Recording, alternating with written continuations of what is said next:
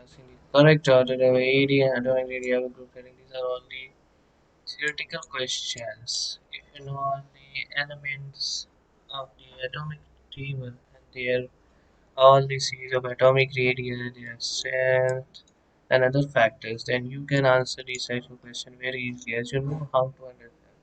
I can easily answer that, but these are all the atomic radii from your understanding and this answer. You don't have to learn this. You have to learn just the series which is higher, which is lower by making an arrow in your table. Notes are the main important which works in this. The answer comes out directly the one answer. 2 is wrong, 3 is wrong, 4 is wrong. You have to make your notes very much familiar with your understanding.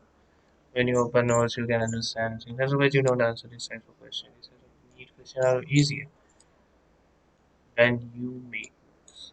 Otherwise, these questions are more difficult, difficult, and difficult. And you try how many times you never crack when you don't make any notes. So try to make notes more simpler so that you answer these type of theoretical. These are all theoretical questions. There's no understanding. You have to just learn it. There's no other option.